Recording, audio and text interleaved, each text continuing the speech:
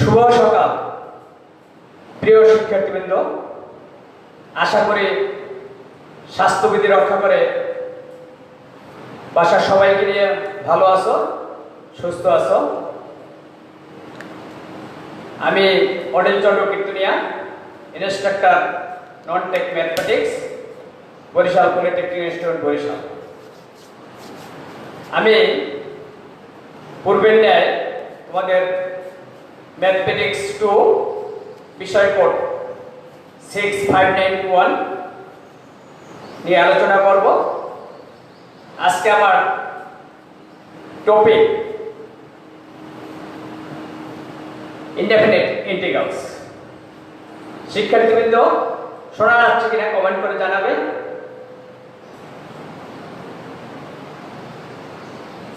শিক্ষার্থীবৃন্দ, একটু লক্ষ্য করো, আমি একটা চার্ট দিয়েছি। আমি আগেই তোমাদের ক্যালকুলাস নিয়ে কথা বলেছিলাম। ক্যালকুলাসের দুইটি অংশ, একটু হচ্ছে ডিফারেন্সিয়াল ক্যালকুলাস আর একটা ইন্টিগ্রাল ক্যালকুলাস। আজকে তোমাদের একটা চার্ট দিয়ে দিলাম ইন্টিগ্রাল ক্যালকুলাস। শিক্ষার্থীবৃন্দ, ইন্টিগ্রাল ক্যালকুলাস, যার বাংলা বলা যায় সমাকলন বা যোজিত ফল বা যোগজ, এই বিভিন্ন ভাষায় ব্যবহৃত হচ্ছে। এটার দুইটা পার্ট আমি লিখে দিচ্ছি এখানে, একটা ইনডেফিনিট ইন্টিগ্রালস আর একটা ডেফিনিট ইন্টিগ্রালস। ইনডেফিনিট আর ডেফিনিট ইন্টিগ্রালসের বাংলাও লিখে দিয়েছি। শিক্ষার্থীবৃন্দ, একটা অনির্দিষ্ট ইন্টিগ্রাল, অনির্দিষ্ট যোগজ আর নির্দিষ্ট ইন্টিগ্রাল, মানে নির্দিষ্ট যোগজ বা যোজিত ফল বলতে পারো। তো শিক্ষার্থীবৃন্দ, এই যোজিত ফল, আমরা নির্দিষ্ট যোজিত ফল আর অনির্দিষ্ট যোজিত ফলের আজকে আমরা একটা টপিক নিয়ে আলোচনা করব, অনির্দিষ্ট যোজিত ফল। শিক্ষার্থীবৃন্দ,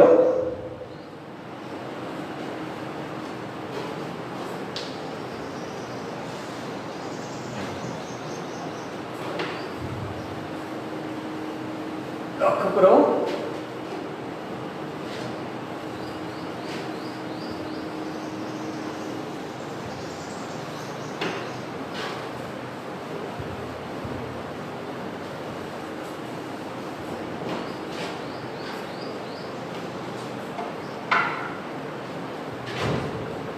ইন্টিগ্রেশন, এই যে ইন্টিগ্রেশন,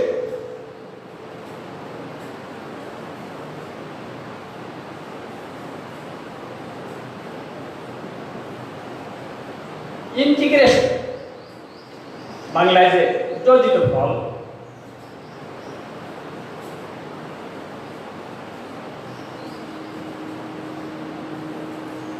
যোজিত, এটা বিশেষ করে আমি জানি তোমাদের ডিফারেন্সিয়েশন করেছিলাম, ডিফারেন্সিয়াল অপারেটর, সেইটার সম্পূর্ণ উল্টো। আমি ইন্টিগ্রেশনের কথা বলি, এটাকে আমরা আরেকটা কথা বলতে একত্রীকরণ। ডিফারেন্সিয়েশন যেভাবে ক্ষুদ্র ক্ষুদ্র অংশে বিভক্তকরণ, ইন্টিগ্রেশন হচ্ছে সেই বিভক্তিকরণ জিনিসটাকে একত্রীকরণ। আমরা এই যে সামেশন, দেখো এই যে সামেশন মানে যোগ, এই সামেশনের যে আদ্য অক্ষর আছে এস, সেই এস এর থেকে বিকৃত লম্ব রূপটা কি থেকে ইন্টিগ্রেশনের উৎপত্তি। দেখো ইন্টিগ্রেশনের যে যোজিত ফল একত্রীকরণ, বা যোগস বা সমাকলন, যেটা কোথা থেকে আসছে? সামেশনের যে এস, সেই আদ্য অক্ষর এস আছে, এস থেকে এটাকে একটু টেনে লম্বা করলে এটা ইন্টিগ্রেশন হবে। শিক্ষার্থীবৃন্দ, আরেকটু বলি, আমাদের যে ডিফারেন্সিয়েশন ছিল সেটার অপারেটর ছিল এই, তোমাদের মনে আছে কিনা? নিশ্চয়ই মনে আছে, এই ডিফারেন্সিয়েশনের অপারেটর এই। তাহলে আমাদের ইন্টিগ্রেশনের যে অপারেটর হবে, ইন্টিগ্রেশন অপারেটর হবে এই। একটু লক্ষ্য করো, এটি ইন্টিগ্রেশন চিহ্ন। এই ইন্টিগ্রেশন করার প্রক্রিয়াটাই আমরা যদি x এর সাপেক্ষে ইন্টিগ্রেশন করি, সামনে dx দেব, অন্য চলকের সাপেক্ষে করলে আমরা চেঞ্জ করে দেব। আমরা যদি কোনো ফাংশন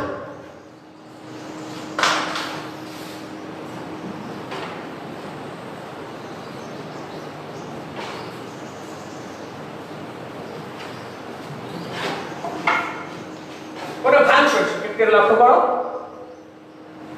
মনে করো এই ফাংশনটাকে আমরা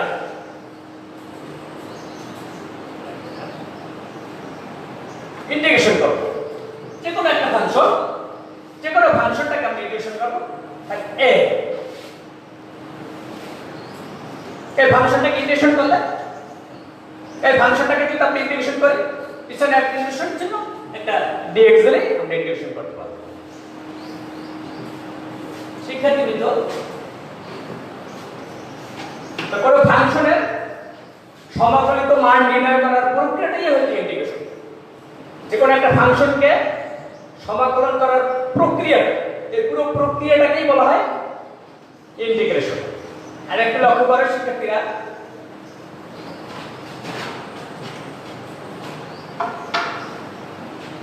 মনে করো এই একটা fx ফাংশন আছে। এই ফাংশনটাকে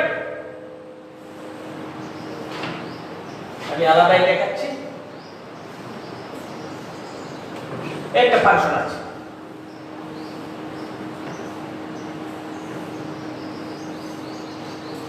এই ফাংশনটাকে যদি আমরা ডিফারেন্সিয়েশন করি, এই যে কোনো একটা ফাংশন যদি আমরা ডিফারেন্সিয়েশন করি, সেই ডিফারেন্সিয়েট করার পরে সেইটা রেজাল্ট যদি যা হবে লিখলাম fx। যেটা fx ফাংশনকে ডিফারেন্সিয়েশন করলে যদি f of x হয়, তাহলে এই f of x ফাংশনটাকে ইন্টিগ্রেশন করলে এই ফাংশন অফ x পাওয়া যাবে। অর্থাৎ লক্ষ্য করো, একটা fx ফাংশনকে যদি আমরা ডিফারেন্সিয়েট করি, তাহলে যদি f of x হয়, ক্যাপিটাল f of x হয়, capital f of x K integration করলে s ফলে পাওয়া যাবে। একটু লক্ষ্য করো, তাহলে স্পষ্ট করতে হবে। আমি কিছু উদাহরণ দিয়ে দেখাবো, শিক্ষার্থীদের উদাহরণ দিয়ে দেখাবো। আমি তোমাদের এখানে একটা উদাহরণ দেই। উদাহরণস্বরূপ তুমি যদি মনে করো, আমি তোমাদের একটা উদাহরণ দিয়ে বুঝাচ্ছি। মনে করো sin x এর ডিফারেন্সিয়েশন করলে যদি cos x, তোমরা নিশ্চয়ই অবগত আছো যে একটা sin x ফাংশনটাকে ডিফারেন্সিয়েট করলে যদি cos x, তাহলে cos x টাকে ইন্টিগ্রেশন করলে sin x হবে। শিক্ষার্থীবৃন্দ, লক্ষ্য করো যে sin x ফাংশনটাকে যদি ডিফারেন্সিয়েট করে cos x হয়, তাহলে cos x কে ইন্টিগ্রেশন করলে sin x হবে। তো নিশ্চয়ই বুঝতে পেরেছো যে ইন্টিগ্রেশনের ডিফারেন্সিয়েশনের একটা বিপরীত প্রক্রিয়া। এরপরে শিক্ষার্থীবৃন্দ আরেকটা কথা বলি, ইন্টিগ্রেশনের ক্ষেত্রে মনে করো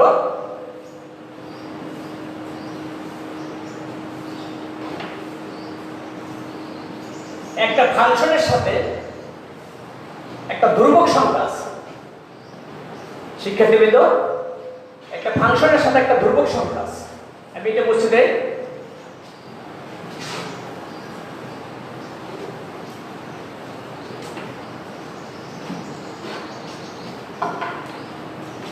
তাহলে ধ্রুবক সংখ্যা আছে,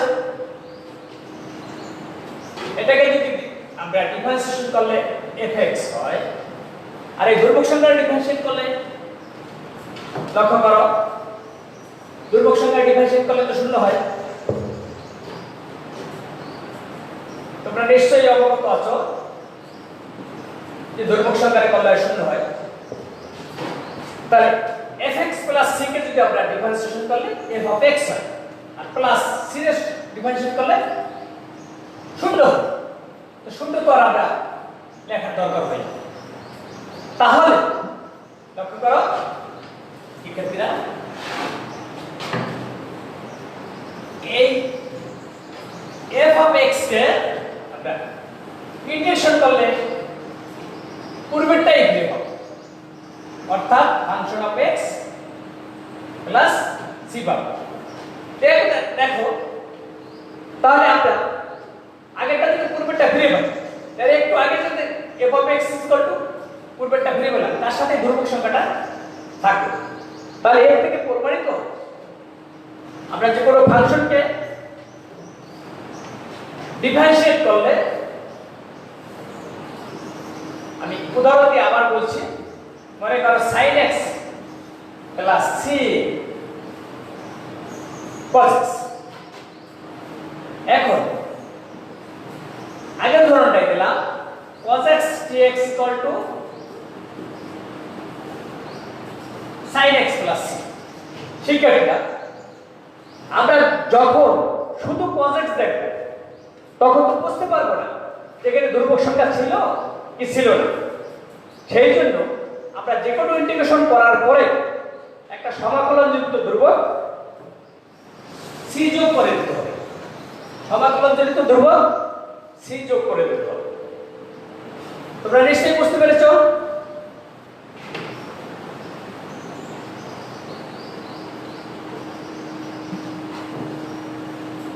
আমি তোমাদের আরেকটা উদাহরণ দিয়ে দেখাচ্ছি।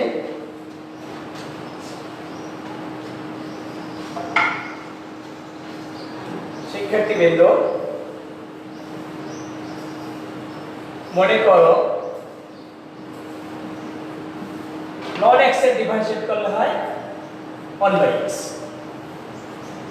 তাহলে আমরা 1/x এর ইন্টিগ্রেশন করলে কি হয়?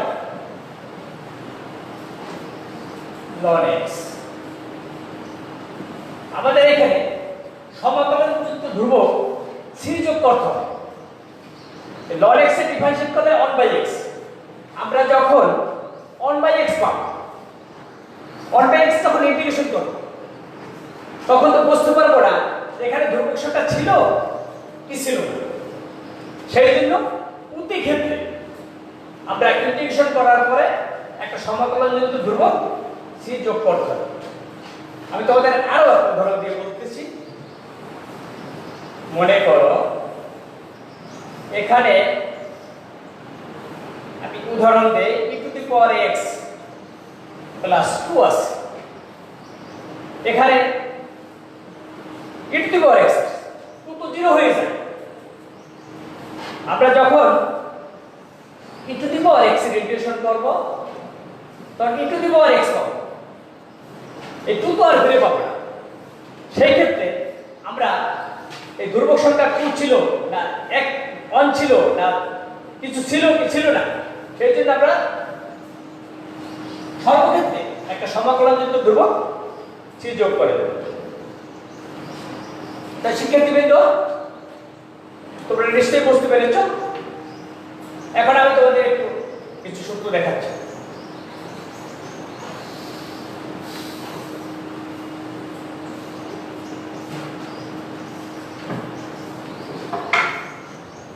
শিক্ষার্থীবৃন্দ, আমি তোমাদের এভাবে বলবো, তোমরা কি ইন্টিগ্রেশনে 20টি সূত্র দেখছিলে? সেই যে 20টি সূত্র ছিল, আমি সেখান থেকে তোমাদের একটু দেখাতে চাচ্ছি। সবাই প্রথমে ছিল x to the power n, x to the power n minus 1। শিক্ষার্থীদের লক্ষ্য করো, আমি এরপরে তোমাদের সূত্রগুলো দেখাই দেব শিক্ষার্থীদের। তাহলে নিয়ম অনুযায়ী শিক্ষার্থীদের নিয়ম অনুযায়ী a x to the power n minus 1 dx, যেটা কি আসে x to the power a। যেহেতু এই অংশটা ইন্টিগ্রেশন করলে পূর্বেরটা ফিরে পাওয়া যাবে। তাহলে একটু লক্ষ্য করো,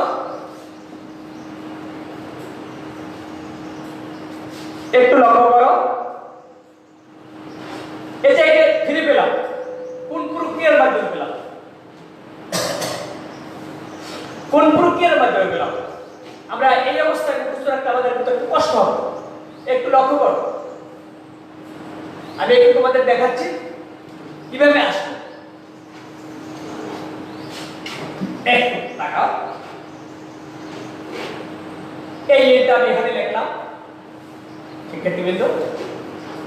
এই যে x to the power n minus 1 আছে, এর সাথে 1 যোগ দিলাম, এটার সাথে 1 যোগ দিলাম, তাহলে কি দাঁড়ায়? n x to the power n by n।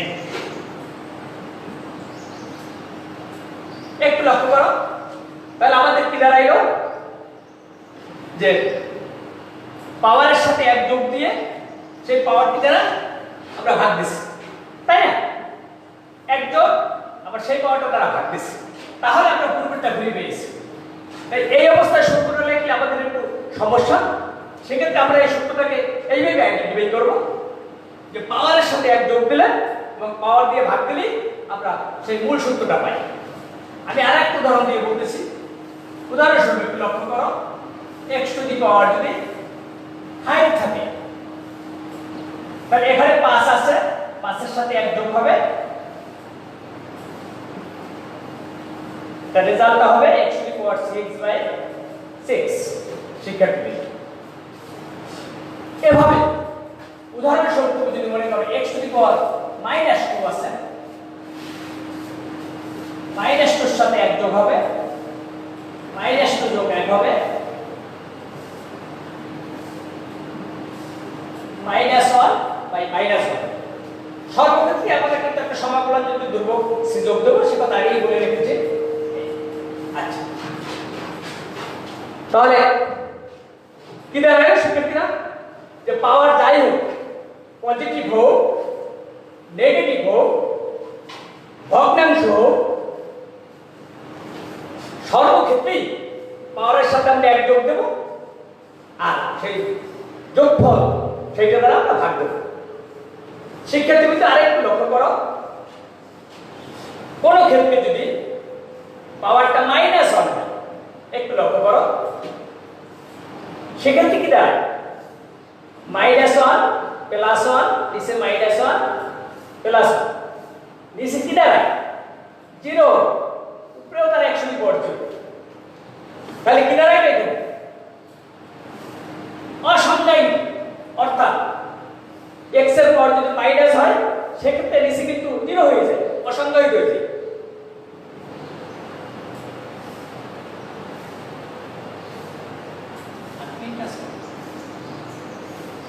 তাহলে অসংজ্ঞায়িত হয়ে যায় শিক্ষার্থী। তাহলে আমরা কি দাঁড়াইলো যে x to the power minus হয়, সেই -1 গ্রহণযোগ্য হবে না। তাহলে শিক্ষার্থীবৃন্দ এখন আমরা সূত্রটা দেখাচ্ছি, লক্ষ্য করো।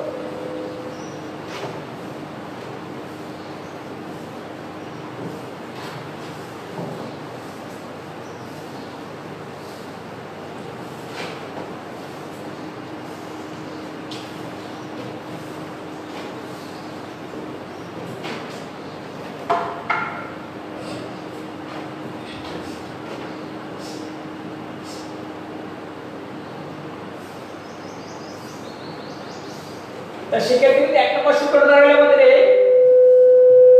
n x to the power n - 1 dx K power n plus c। কিন্তু শিক্ষার্থীবৃন্দ, আমরা এই 1 নম্বর সূত্রটাকে একটু অন্যভাবে আইডেন্টিফাই করব। এইটাকে যদি আমরা ওভাবে না লিখে এভাবে লিখি তাহলে সবচেয়ে ভালো হয়, যে x to the power n dx পাওয়ারের সাথে 1 যোগ হবে, পাওয়ার দিয়ে ভাগ হবে প্লাস। তাহলে আমরা এইভাবে মুখস্থ না করে এইভাবে মুখস্থ করব। একটা শর্ত আছে শিক্ষার্থীদের, যেখানে n এর মান -1 হবে না। আমরা ছামারি দাঁড়াইলো যে x to the power n dx এর সূত্র হচ্ছে x to the power n plus 1 divided by n plus 1 plus c, যেখানে n এর মান not equal to n equal to n not equal to -1, n not equal to -1, n এর মান -1 হতে পারবে না। কিন্তু এরপর বাকি সূত্রগুলো শিক্ষার্থীবৃন্দ তোমরা, আমি এই আইডেন্টিফাই আরেকটা আইডেন্টিফাই আমি এই সূত্রগুলো লিখে দিয়েছিলাম, যে রুট x এর করলে হয় 1/2 রুট x। শিক্ষার্থীবৃন্দ, এখানে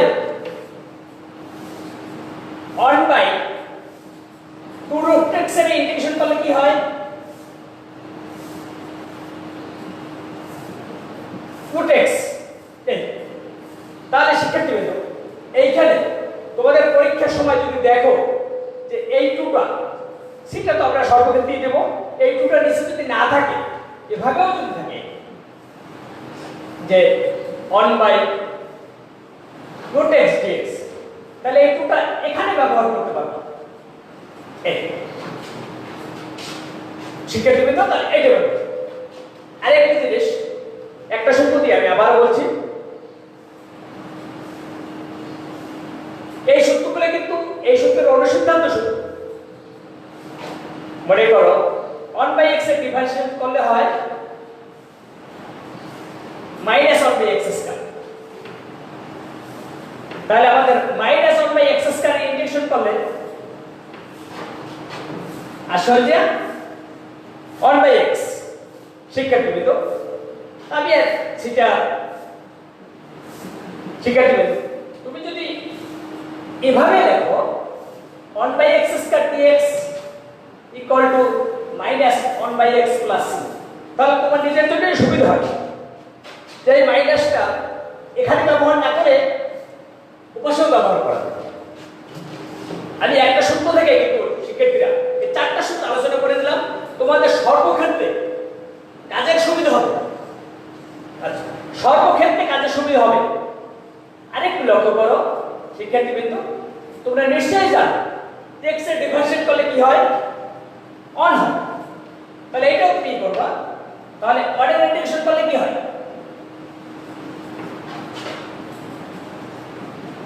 x। এখন শিক্ষার্থীবৃন্দ, আমি একটা সামারি বলি, যে যে কোনো চলকের পাওয়ার যদি n হয়, তাহলে পাওয়ারের সাথে 1 যোগ, পাওয়ার দিয়ে ভাগ, সেইটাই অনুসিদ্ধান্ত সূত্র। এইটা বাস্তবে কিন্তু পাওয়ার হচ্ছে হাফ। তুমি এটা হাফ দিয়ে যদি ভাঙাই করতে যাও, তাহলে তোমার কিন্তু 4-5টা লাইন কাজ করতে হবে। কিন্তু আমি তোমাদের আগে ডিফারেন্সিয়েশনের সরাসরি সূত্র দেখেছিলাম যে 1/2 রুট x হয়, অতএব 1/2 রুট x এর করলে রুট x হয়, অথবা 2টা না দিলে ওখানে 2টা দিয়ে দেব।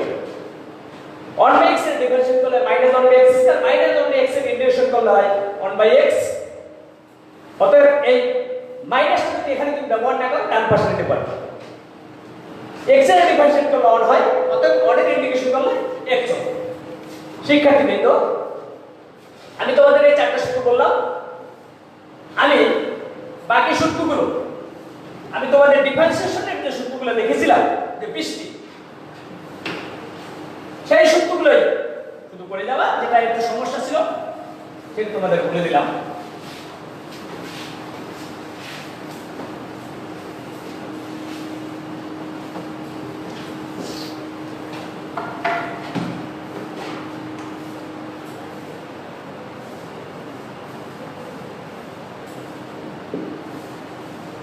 লক্ষ্য করে শিক্ষার্থীবৃন্দ, এগুলো আর সমস্যা নেই। e two the power x এর ডিফারেন্সিয়েট করলে e two the power x, এটা তোমরা ভালোভাবে বুঝতে পারতে আসো। অতএব e two the power x এর ইন্টিগ্রেশন করলে হয় e two the power x। শিক্ষার্থীবৃন্দ আমি c বারবার লিখে দিচ্ছি, দুই একটা বাদ পড়ে গেলে সর্বক্ষেত্রে লিখতে হবে। এখন আর আমাদের কোনো প্রবলেম নেই শিক্ষার্থীবৃন্দ। আমরা ln x এর ডিফারেন্সিয়েট করলে হয় 1/x। আমরা যেটা বলছিলাম x এর পাওয়ার শুধু মাইনাস হলে হবে না, সেটা কিন্তু এই x to the power minus হবে, সেই জিনিসটাই এখানে 1/x এর ইন্টিগ্রেশন করলে হয় ln x প্লাস c। এই যে এরপর ত্রিকোণমিতি চলে যাও। আমি আরেকটু করতেছি, যদি এখানে a two the power x a two the power x এর ইন্টিগ্রেশন সূত্র নিশ্চয়ই মনে আছে, a two the power x ln of a। তাহলে শিক্ষার্থীবৃন্দ এখানে a two the power x ln of a integration করলে হবে a two the power x। একটু লক্ষ্য করো শিক্ষার্থীবৃন্দ, একটু লক্ষ্য করো। এখন আমাদের পরীক্ষায় যখন থাকবে তখন a two the power x ln of এটা থাকবে না। তাহলে এইটা যদি কোনো জিনিস গুণাকারে থাকে, এইটা যদি আমরা এখান থেকে বাদ দেই, তাহলে এটা যায় কোথায়? এটা নিচে চলে যায়।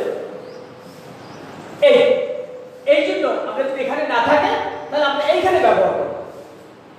a two the power x dx এর লিখবে a two the power x আর এখানে রাখব। তো আমরা নিশ্চয়ই তো জানি যে a two the power x এখানে a two the power x ln x। অতএব এইখানে যদি কোনো ধ্রুবক সংখ্যা থাকে সেইটাকে আমরা এই পাশে নিচে ব্যবহার করি, এখানে নিচে ব্যবহার করব, এইটা এখানে আর দিবা না। এই বসে দিলাম, এটাও হতে পারে। তাহলে শিক্ষার্থীবৃন্দ এরপর আমি তোমাদের একটু ত্রিকোণমিতির কথা বলি। ত্রিকোণমিতির যে 6টা অনুপাত আছে, ইনভার্সের 6টা আছে, সিম্পল ত্রিকোণমিতির 6টা আছে, সেই 6টা বলে আজকে শেষ করব। একটু লক্ষ্য করো।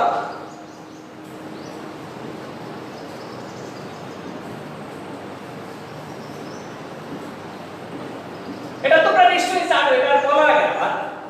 sin x এর ডিফারেন্সিয়েশন করলে হয় কি cos x। অতএব cos x এর ইন্টিগ্রেশন করলে কি হবে sin x। তো শিক্ষার্থীবৃন্দ এইভাবে যে sin, আমি আরেকটা দেখাই, একটা cos দেখাচ্ছি। cos x এর করলে হয় sin x এর ডিফারেন্সিয়েট করলে cos x, অর্থাৎ cos x এর ইন্টিগ্রেশন করলে হয় sin x। cos x এর ডিফারেন্সিয়েট করলে মাইনাস sin x। অতএব মাইনাস sin x এর, আমি একটু মাইনাস এর কথা একটু বলি, মাইনাস sin x ইন্টিগ্রেশন করলে হয় cos x। শিক্ষার্থীবৃন্দ মাইনাস sin x ইন্টিগ্রেশন করলে হয় কি cos x। তাহলে এই যে মাইনাসটা, এই মাইনাসটা যদি তুমি এখানে ব্যবহার না করো তাহলে এই পাশে ব্যবহার করবে, এখানে ব্যবহার করবে, এখানে মাইনাস ব্যবহার করবে, আর সিদ্ধ সর্বক্ষেত্রে করার বলে দেব। অতএব আমরা ত্রিকোণমিতির যে sin cos tan cot sec cosec এইভাবে সব রেজাল্টগুলো উল্টো ব্যবহার। আচ্ছা, তাহলে এইভাবে আমাদের যদি কোনো ধ্রুবক সংখ্যা আসে, সেই ধ্রুবক সংখ্যা মাইনাস হলে ডান পাশে দিতে পারবো না, আর ধ্রুবক সংখ্যা হলে ধ্রুবক সংখ্যা দ্বারা ভাগ দিতে পারবো। তাহলে আমাদের যে ডিফারেন্সিয়েশনের যে 20টা সূত্র করেছিলাম সেই সূত্রগুলো ফলো করতে পারলেই হবে। তাহলে আমরা পরবর্তী দিন তোমাদের এই সূত্রের প্রয়োগ দেখব। তোমরা এই ভিডিওটি যদি নতুন করে পুনরায় দেখতে চাও তাহলে পূর্বের ন্যায় www.skills.gov.bd এই ওয়েবসাইটে গিয়ে দেখতে পারবে, অথবা এই স্কিল পোর্টালে তোমরা ফেসবুক লাইভে তো পেয়ে যাচ্ছ। ধন্যবাদ সবাইকে, ধন্যবাদ।